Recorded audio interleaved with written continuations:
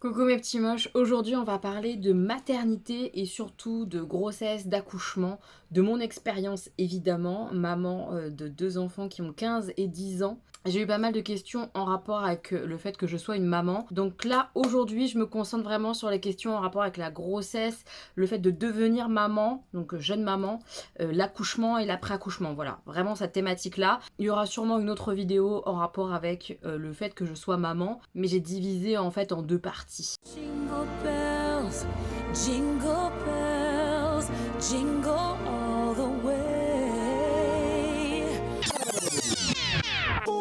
La première question qui est revenue pas mal de fois, c'est de vous parler de mes grossesses. Alors, mes grossesses se sont ressemblées. Je sais qu'on dit, et c'est ce qu'on m'a vendu, je dis vendu parce que vraiment on me l'a vendu pour que je fasse un deuxième enfant, hein, vraiment. On m'a toujours tenu le discours, une grossesse n'est jamais la même. Ah bah en effet, elle est pas la même, mais elle peut être pire. Quand je suis tombée enceinte de Stanislas, c'était un bébé qui était très voulu, très attendu. J'avais très envie du coup d'être enceinte, etc. Et puis très rapidement, très rapidement, j'ai été malade à crever. Mais je me disais, comme bon nombre de femmes, tu vas être malade à vomir, etc. Hein, c'est ça quand je veux dire malade à crever, c'est que j'avais des vomissements, mais tout le temps. Je me suis dit, bon, c'est les nausées du premier trimestre. Après le premier trimestre, à toi la belle vie, tu vas profiter, tu vas avoir les fameuses choses hyper cool de la grossesse, les beaux cheveux, la belle peau, voilà, les trucs cool de la grossesse, ça va arriver après. Ça n'est jamais arrivé. Enfin, peut-être que j'ai eu des beaux cheveux, mais j'en ai pas profité, honnêtement, je m'en fous. J'étais malade tout le long, en fait. Tout le long de ma première grossesse, j'ai été malade, à vomir énormément. J'étais hospitalisée 2 fois parce que je vomissais tout le temps et que ça ne s'arrêtait pas. Et en plus, j'ai eu du mal à être prise au sérieux parce que déjà pour Stanislas, j'étais en obésité morbide, j'étais déjà en gros surpoids, et du coup, pour eux, c'était pas grave que je prenne pas de poids pendant mes grossesses ou que au mieux j'en perde. C'était cool parce que bah ils aiment pas hein, quand t'es déjà en surpoids ou que t'es déjà en obésité que tu prennes trop de poids ou que tu prennes du poids pendant ta grossesse. Donc moi, sur la balance tous les mois, ils voyaient que je perdais du poids, ils étaient trop contents, mais ils m'écoutaient pas en fait. Ils écoutaient pas que j'arrêtais pas de vomir et que c'était pas normal en fait. Je vivais très mal les choses, j'étais vraiment pas entendue. Puis on peut faire très peu de choses pour ces fameux symptômes, ces vomissements incoercibles, ça s'appelle, qui durent comme ça pendant toute la grossesse. Tu peux faire très peu de choses. Et donc les 2 fois où j'étais hospitalisée à cause de ça, parce que vraiment j'arrivais même plus à boire de l'eau et que ça reste dans mon corps, bah t'es sous perfusion, dans le noir, avec le moins de stimuli possible pour que ça se stoppe. Autant vous dire que c'est horrible et que t'es à ça de tomber dans une dépression profonde et de te dire mais pourquoi je m'inflige ça, pourquoi j'inflige ça à mon corps. Alors bien sûr que tu sais pourquoi, parce que tu veux être maman, mais il y a des instants où vraiment t'es tellement mal que tu n'en peux plus quoi. Et puis tu culpabilises. Et alors je parlais à mon bébé, je lui expliquais que maman elle était pas bien, mais que c'était pas à cause de lui, que lui je l'attendais, que je l'aimais profondément, que j'avais trop hâte, mais que j'en pouvais plus d'être malade quoi, parce que j'avais très peur que mon bébé imagine que j'étais pas bien à cause de lui. Je sais pas si je suis claire dans ce que je veux exprimer, mais il y avait beaucoup de culpabilité, il y avait le fait d'être malade en permanence, c'était très dur à gérer, enfin vraiment, j'ai vomi dans mon lit. J'avais pas eu le temps de me lever, de me pencher, non, j'ai vomi dans mon drap comme ça, j'ai vomi dans ma douche, en sortant de ma douche, c'était horrible, même pour Augustin, parce que oui, un rebelote pour Augustin, une grossesse ignoble où j'ai vomi tout le long pareil, avec des acidités horribles tout le long de la grossesse. Pour Augustin, une fois, je suis sortie de la douche pour vomir. J'ai pas eu le temps d'arriver jusqu'aux toilettes et j'ai glissé ensuite dans mon vomi. Je suis tombée dans mon vomi. Voilà où j'en étais. Non mais la catastrophe en fait, la honte. J'ai vomi dehors, en extérieur. Je pouvais pas me retenir en sortant de magasin en courant pour vomir. Vraiment, c'était pas une partie de plaisir, c'était vraiment très compliqué. J'ai très mal vécu parce que, en plus, je trouve que j'ai vraiment été jugée par le fait d'être obèse et enceinte. C'était très dur, j'ai pas aimé être enceinte, honnêtement, mais alors vraiment pas du tout.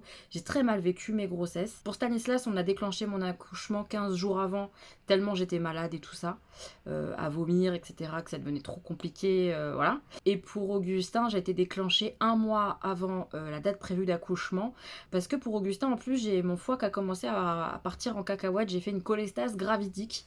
En fait, je me grattais tout le corps, mais tout le corps, tout le corps. Puis j'ai fait un examen de routine chez la gynéco et je lui dis ah par contre ça me gratte, on peut pas me donner un truc parce que j'ai des démangeaisons, je pense que je fais une allergie et tout. Elle me dit non non mais c'est peut-être pas du tout une allergie en fait, on va faire des examens. Et en effet mon foie commençait un peu à tirer la gueule, il aimait pas trop que je sois enceinte quoi. Donc pour la cholestase gravidique, pour pas que ça empire trop, etc., que ce soit dangereux pour le bébé, j'ai été déclenchée à nouveau. Et un mois avant la date prévue du terme. Donc des grossesses compliquées, mais où j'ai pas été ni en danger moi réellement, bien que ça soit horrible à supporter, t'es pas en danger quand tu vomis et quand t'es enceinte. On est content. Et où mes bébés allaient très bien. Donc ça, c'était absolument génial. J'ai pas été alitée, j'ai pas eu peur de perdre mes bébés. Enfin, tout ça, je l'ai pas ressenti. Je me sens déjà très chanceuse. Il n'empêche que l'état de grossesse, quand t'as 9 mois de vomissement, c'est pas juste des petites nausées. Hein. C'est tu vomis non-stop toute la journée, quasiment. T'arrives plus à rien manger. Ça, c'était horrible. Du coup, la question suivante, c'est aimais-tu être enceinte? Bah pas du tout. Voilà, je n'ai pas aimé mes grossesses. Pour autant, évidemment, il y a des choses magiques dans le fait d'être enceinte, sentir son bébé bouger. C'est à la fois terrifiant parce que ça fait vraiment alien et à la fois magique parce que tu fais qu'un avec quelqu'un d'autre. Enfin, c'est un truc de fou, ce petit être que t'as créé comme ça ou toi t'as pas fait grand chose mais pourtant ton corps écrit des trucs et hop, ça va faire un bébé. Il est en train de bouger, tu le sens. J'adorais Stanislas qui avait beaucoup le hockey. Tous les jours, il avait le hockey et je voyais mon ventre comme ça qui bougeait au rythme de son hockey. Toute cette partie-là où tu es quand même en harmonie totale avec ton bébé, ça c'est tellement magique. Donc même si j'ai pas aimé être enceinte parce que j'étais malade à crever, il y a des choses de la grossesse qui sont très belles, c'est évident. Aimerais-tu vivre d'autres grossesses? Pas du tout en fait. Mais alors pas du tout. Pas du tout. Pour autant, il a fallu que je fasse un peu le deuil, parce qu'avec Jean, on voulait que 2 enfants. Et du coup, quand j'ai accouché d'Augustin, après l'accouchement, j'ai eu un vrai travail de deuil de grossesse, de porter un bébé, d'être à nouveau maman d'un nourrisson. Tout ça, ça a été compliqué. En même temps qu'Augustin grandissait, ça me piquait le cœur parce que je savais que c'était les dernières fois. Les dernières premières fois de maman avec un bébé que j'apprenais à connaître et tout ça. Je sais pas trop comment expliquer ça, mais il y avait un vrai deuil à faire parce que je savais qu'il n'y en aurait pas d'autres. Dans l'absolu, hein, évidemment, parce qu'on n'est pas à l'abri de quoi que ce soit, mais dans l'absolu, je savais que c'était le dernier, je savais qu'on n'en voulait pas d'autres, et du coup, à chaque instant, j'ai peut-être encore plus savouré, et en même temps, à chaque fois, ça me piquait un peu le cœur parce que c'était la dernière première fois. Quand les couches c'était fini, tu te dis alléluia, c'est bon, il n'y a plus de couches, mais en même temps, tu sais que c'est les dernières fois que tu changes des couches, que c'est les dernières fois où tu vas avoir un être vivant qui va avoir autant besoin de toi, où tu vas être la seule personne qui compte pour lui. Enfin, tout ça, c'est des deuils à faire, et ça n'a pas été évident, et même pour le deuil de la grossesse, ça n'a pas été évident. Très bizarrement, alors que je voulais pas être enceinte, j'aspirais pas à ça, j'aimais pas ça, et bah quand même il a fallu faire le deuil. C'était très bizarre. Je me demande si j'ai eu des soucis de santé pendant ma grossesse, bah à part la cholestase gravidique que j'ai eue pour Augustin et le fait de vomir non-stop pour mes 2 grossesses, non, j'ai pas eu de gros soucis de santé importants quoi. Pourquoi ce choix de prénom pour tes garçons? Et si tu avais eu des filles, est-ce que tu avais une liste de prénoms, etc. pour des filles, quoi? Alors, pour Stanislas, déjà, j'adorais, et Jean aussi adorait, les prénoms slaves. Donc, on s'orientait plutôt là-dedans. Mais un prénom slave qui soit un peu portable facilement quand t'es pas d'origine slave, que t'aies pas l'air un peu ridicule ou que ça fasse pas bizarre, on n'avait pas envie de ça, quoi. Qui soit assez élégant. Moi, j'aime bien les prénoms assez élégants. Qui a un diminutif, c'était un vrai plus. Et puis Stanislas, il y a la place Stanislas à Nancy, ça faisait un rapport avec ma mère, j'aimais bien ça. Voilà comment on en est arrivé à Stanislas. Il y avait d'autres prénoms comme Sacha qui était en liste, et puis aussi Vladimir. Mais Vladimir par exemple, il a été éliminé parce que ça faisait vraiment trop slave. Et Augustin, je voulais à nouveau un prénom qui soit long, si possible avec un diminutif, mais on n'a pas trouvé quelque chose qui nous plaise avec un diminutif. Et du coup, quand je suis tombée sur Augustin, moi je suis vraiment tombée amoureuse du prénom. Et je me suis lancée dans le fait de convaincre Jean parce que lui n'était pas convaincu du tout, ça le tentait pas. Et comme Jean est fan d'Empire romain et tout, Augustin c'est des empereurs, tout ça. Voilà, j'ai biaisé de ouf. Et finalement après il a été à fond dans Augustin. Voilà comment Augustin s'appelle Augustin parce que c'est un empereur romain et que c'est comme ça que j'ai réussi à convaincre Jean. Et si ça avait été des filles, pour Stanislas il se serait appelé Romane parce que j'adorais ce prénom, je trouvais ça très poétique pour une petite fille. Et pour Augustin, c'était Charline, Charlie. Moi j'aurais préféré Charlie, je crois, parce que j'aime beaucoup les prénoms féminins qui ont une consonance de garçon. Je trouve que ça leur met du caractère, ça leur met du pouvoir, enfin j'aimais beaucoup. Mais j'en préférais Charline, si ma mémoire est bonne. Voilà, c'était les prénoms qu'on avait envisagés. Comment as-tu vécu tes accouchements? Bah écoutez, c'était pas la joie, hein. L'accouchement lui-même, je pense que c'est jamais extraordinaire. Par contre, le cadeau à la fin a toujours été très magique, et ça c'est génial. Mes accouchements en plus, ça a toujours été des déclenchements. J'ai jamais connu le truc un peu dans les films où oh tu perds les os, faut vite aller à l'hôpital. Ça m'est pas arrivé ça, hein. Moi à chaque fois j'étais à l'hôpital depuis 3 jours, et puis on déclenchait, alors plusieurs façons de déclencher avec la perf, avec le tampon, enfin bref, déclenchement je pourrais vous en parler un petit temps, hein. J'ai pas aimé du tout. Maintenant, ça a été une journée. Vous voyez, c'est souvent ce que je dis, c'est-à-dire que autant la grossesse, bah tu te tapes 9 mois de galère, c'est dur. Autant une journée de galère et après t'as ton bébé, bah tu peux souffrir une journée pour après avoir ton cadeau. Tu vois ce que je veux dire? C'est comme ça que je le conçois. Donc même si ça a été difficile, bah, je l'ai pas trop mal vécu. Je dis bien pas trop mal, parce que quand même Stanislas, c'était dur. Ça a été une journée de déclenchement avec une perf. Ça a été très très très très long. Les choses ont été lentes, bah, parce que c'était un premier bébé, c'est toujours assez long quand c'est un premier bébé. Malgré que je pousse à fond, etc., après de longues minutes, Stanislas commençait à fatiguer à l'intérieur de mon ventre, il sortait pas. Du coup, épisiotomie, bonheur. Les points à cet endroit-là, bah, c'est inhumain, on va pas se mentir, hein, c'est vraiment pas agréable du tout, ça fait très mal. Forceps, voilà, et tu te retrouves avec un bébé qui a une tête complètement déformée et tout ça, t'as peur qu'il soit pas bien, qu'il ait mal. D'ailleurs il avait mal et on m'a pas écouté non plus, ça m'a saoulé. On n'écoute pas les mamans ou les jeunes mamans ou les interrogations des mamans, c'est très chiant je trouve. J'espère que ça évolue dans le bon sens mais j'en suis pas certaine. Du coup voilà, épisiotomie, donc un après-accouchement horrible pour Stanislas parce que j'arrivais pas à rester allongée, j'arrivais pas à rester assise, j'avais mal tout le temps. J'ai vraiment eu très très mal de mon épisiotomie.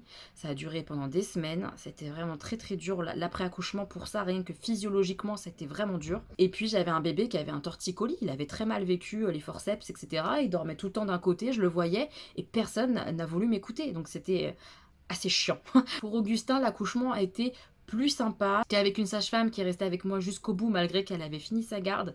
Elle est restée pour mon accouchement, ça m'a beaucoup touchée. Là pour le coup, il arrivait très très vite, tellement vite que j'ai eu une petite déchirure. Mais, et c'est la grosse différence, bah j'ai quasiment rien senti. Alors certes, il y avait beaucoup moins de points que pour l'épisiotomie, etc. Mais est-ce que c'est aussi parce que le corps a fait les choses tout seul, sans qu'on le force? Je sais pas trop vous dire, mais j'avoue que du coup j'ai des réticences avec l'épisiotomie.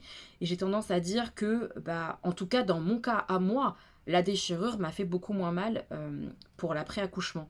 J'ai eu vraiment moins de douleur, j'ai pas utilisé de bouée pour Augustin, alors que pour Stan, je pouvais pas m'asseoir sans ça, c'était trop douloureux. L'accouchement pour Augustin, c'est pareil, ça a été déclenché, mais avec un espèce de tampon. Les contractions sont venues très fortes, très vite. J'ai fait un malaise vagal tellement la douleur était intense. Mais j'ai vraiment mieux vécu mon accouchement malgré les douleurs très intenses très vite. J'ai accouché, je crois, en 4 ou 5 heures. Beaucoup plus rapide que pour Stan, où j'avais commencé l'accouchement à 7h du matin et j'ai accouché à 20h30 le soir. J'ai un meilleur souvenir de l'accouchement d'Augustin, vraiment. Vraiment, vraiment. Et même de l'après-accouchement, je me suis remise beaucoup plus vite. J'étais en meilleure forme et tout. Et puis, je savais ce que c'était que de devenir maman, de s'occuper d'un petit bébé. Voilà, quand t'es avec ton premier, même si tu t'es déjà occupé de cousins, de trucs ou de petits enfants, de tes copines, machin, c'est pas pareil quand c'est ton propre bébé. T'as plein d'interrogations, t'es un peu perdu et t'es un peu seule. Même si bah, t'as ta maman qui va t'aider ou des choses comme ça, c'est pas facile. L'après-accouchement, c'est assez violent, ce tsunami de bouleversements hormonaux, et puis aussi d'apprentissage, d'être une maman, de s'occuper d'un bébé, de pas comprendre pourquoi il pleure à tel moment et pas à l'autre. C'était beaucoup plus difficile pour l'après-accouchement Stanislas qu'Augustin. Pourtant, en termes de bébé, Stanislas, il a fait ses nuits quasiment tout de suite. Il était beaucoup plus posé, tranquille, pépère qu'Augustin. Augustin, il réclamait beaucoup la présence. Il avait besoin de nous, besoin d'être en contact beaucoup plus. Vraiment deux personnalités différentes déjà. On me demande si j'étais bien entourée par les équipes hospitalières pendant mes accouchements. Je dirais que non. C'est-à-dire qu'en fait, il y a eu des soucis en fait. J'ai été jugée parce que j'étais une maman jeune. J'avais 19 ans quand j'ai eu Stanislas. J'avais été jugée par la sage-femme qui trouvait que j'étais bien jeune pour être une maman. Et puis elle s'était arrêtée de me juger quand elle avait vu Jean rentrer qui était beaucoup plus âgé. Ça m'avait vraiment mise en colère. Mais j'avais pas eu à ce moment-là, parce qu'on est quand même dans un état de vulnérabilité. J'étais enceinte jusqu'au cou, prête à accoucher avec des douleurs. L'autre, elle se permet permet de me juger sur mon âge, ma jeunesse, le fait que je sois mère si tôt, machin, ceci, cela. Je suis à poil devant elle, elle est en train de me faire un toucher vaginal. J'ai pas eu la force de lui dire, mais qu'est-ce que tu racontes? Pourquoi tu me parles de ça? Tu n'es rien, tais-toi, ça ne te regarde pas si je suis jeune ou pas jeune. Mon enfant, je l'ai voulu et je suis en totale capacité d'être une mère. Et j'ai pas eu. J'ai pas eu ce réflexe-là, cette répartie-là à ce moment-là, et c'est bien dommage. Mais il y a eu beaucoup de jugements sur mon poids, sur ma jeunesse, pour les 2 grossesses sur le poids et vraiment pour Stanislas pour la jeunesse. Et puis j'ai mal vécu l'épisiotomie, le manque de consentement, c'est-à-dire qu'on ne te demande pas pour faire une épisiotomie, on l'a fait et tu apprends après que tu as eu une épisiotomie, c'est hyper violent. On t'explique pas ce qu'on te fait. T'as l'impression de pas être humaine, de pas être en possession de ton corps.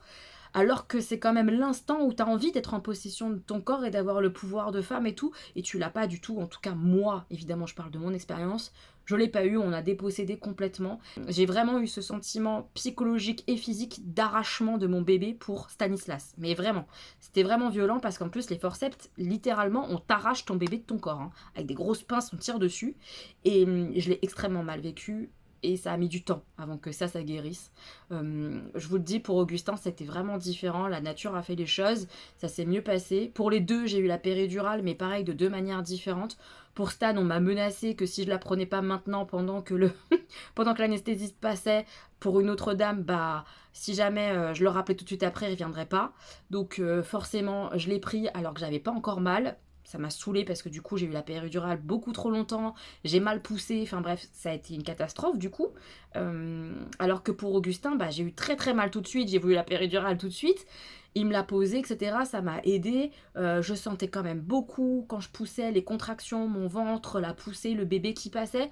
J'avais beaucoup plus de sensations pour Augustin que pour Stan. Enfin vraiment 2 accouchements très différents et j'ai beaucoup mieux vécu le deuxième. Mais après, au niveau de l'équipe médicale, il y a toujours eu des failles, surtout de la part de gynéco. J'ai préféré quand même à chaque fois passer par des sages-femmes, etc. Ça s'est mieux passé avec les sages-femmes. Comment as-tu vécu l'après-accouchement? Bah, ça a été compliqué pendant quelques semaines, quoi. Vraiment, après compliqué, mais pas dramatique. J'ai eu ce qu'on appelle peut-être un baby blues, mais j'ai pas eu de dépression postpartum. Je m'en suis plutôt bien tirée. Après, mes bébés étaient faciles, surtout vraiment Stanislas. Qu'est-ce qu'il était mignon. Il était sage, il mangeait, il dormait, il pleurait pas quasiment. Enfin, c'était vraiment facile. Ça s'est compliqué après, mais moi j'allais beaucoup mieux. Vers 3-4 mois, il a commencé à avoir des soucis de santé, eczéma, asthme sévère avec des bronchiolites, etc. Avec des hospitalisations, enfin voilà, c'était compliqué, mais après, pas tout de suite après, donc voilà.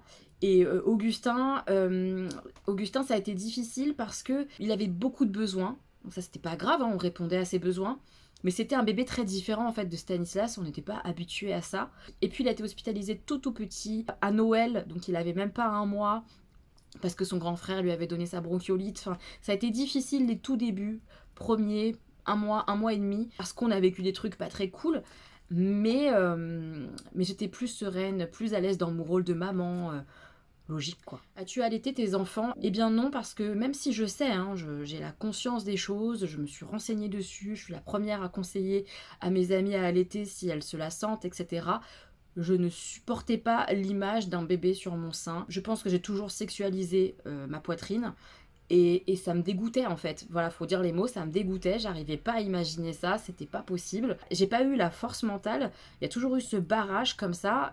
Et je n'ai jamais pu allaiter mes enfants parce que psychologiquement, je ne pouvais pas quoi. Et donc je tiens ce discours-là qui m'arrange bien, qui me déculpabilise vachement, qu'il vaut mieux donner un biberon avec amour que de donner son sein avec dégoût. Et c'est ce que j'ai pensé, c'est ce que j'ai appliqué. Donc mes enfants n'ont pas été allaités. Même si je sais que c'est la meilleure chose pour un bébé. Est-ce que tu aurais voulu avoir une fille? C'est difficile cette question parce que je me la suis pas posée. Pour Stanislas, peu importait, bah, on n'avait pas d'enfant encore, donc j'avais pas vraiment de préférence. J'avais juste envie de savoir par contre, j'avais très envie de savoir. J'aurais pas pu tenir genre 9 mois sans savoir pour préparer mes affaires, mes trucs et tout. J'avais envie de pouvoir me projeter sur un sexe, qui est peut-être un petit peu débile en fait, hein, de se projeter comme ça pour pouvoir organiser tes affaires, tes trucs. Je sais pas, la Elodie de maintenant peut-être serait différente, mais la Elodie de l'époque avait besoin de savoir si c'est une petite fille ou un petit garçon pour se projeter, pour lui donner son prénom, pour parler avec ce bébé, etc. Enfin voilà, c'était comme ça. Quand j'ai appris que Stan était un garçon, bah, j'étais contente. Et puis pour Augustin, les gens me demandaient: «Mais tu veux une fille? Comme ça, tu auras le choix du roi, machin». Mais en fait, non, j'en avais rien à foutre, en fait. J'avais voulu un deuxième enfant, j'avais la chance d'en avoir un deuxième parce qu'à nouveau, on a galéré pour le voir. Je m'en foutais, en fait, de savoir si c'était une petite fille ou un petit garçon. Et à l'échographie, d'ailleurs, c'est la gynéco qui presque s'excusait. Elle avait peur de ma réaction quand elle m'annonçait que c'était un garçon.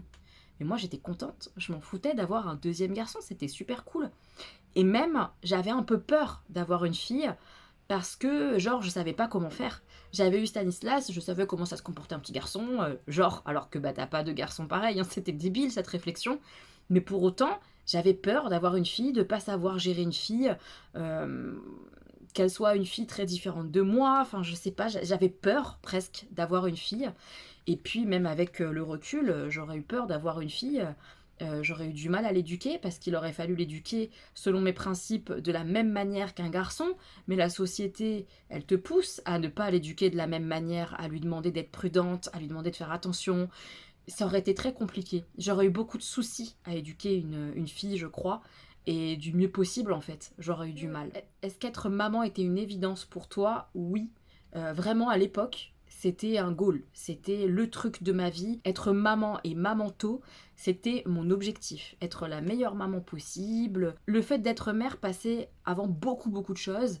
Être mère dans un foyer sain, avec un papa présent. Voilà, c'était ça mon gros objectif de vie. Et c'est très bizarre parce que maintenant, aujourd'hui, être maman, j'adore ça. Je me régale, c'est super. Et j'ai adoré être mère, j'ai adoré chaque étape de mes enfants, etc. Et je vais adorer la suite, j'en suis sûre. Pour autant, c'est pas uniquement ça qui me définit.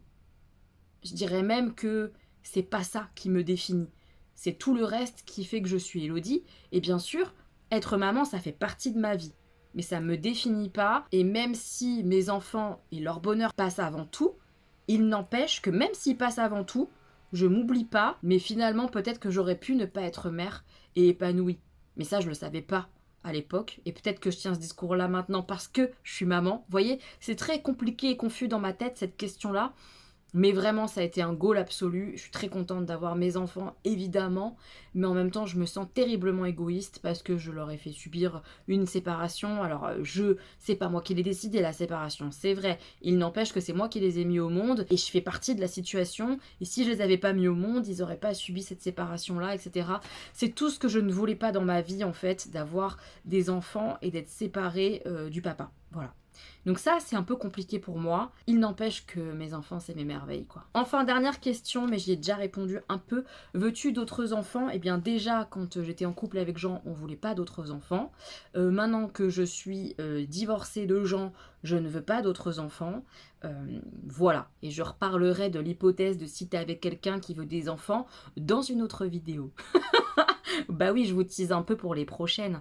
J'espère que cette vidéo-là, ça vous aura plu, que mon racontage de life, grossesse, bébé, post-accouchement, accouchement, ça vous aura intéressé, j'en sais rien en fait. Après, c'est pas des grossesses et des accouchements récents, ça date d'il y a 15 et 10 ans, mais est-ce que ça a vraiment beaucoup changé, beaucoup évolué? Je sais pas. J'espère honnêtement qu'on écoute plus les mères avec les fameux projets de naissance, etc. Moi, ça commençait un petit peu les projets de naissance, mais c'était pas encore autant abouti que maintenant. Dites-moi tout ça en commentaire si vous êtes maman depuis peu ou si vous allez être maman. Enfin voilà, dites-moi tout en commentaire. J'ai hâte d'avoir vous, peut-être vos expériences, vos partages sur ce sujet-là. Je vous embrasse très très fort mes petits moches et à demain pour une autre question.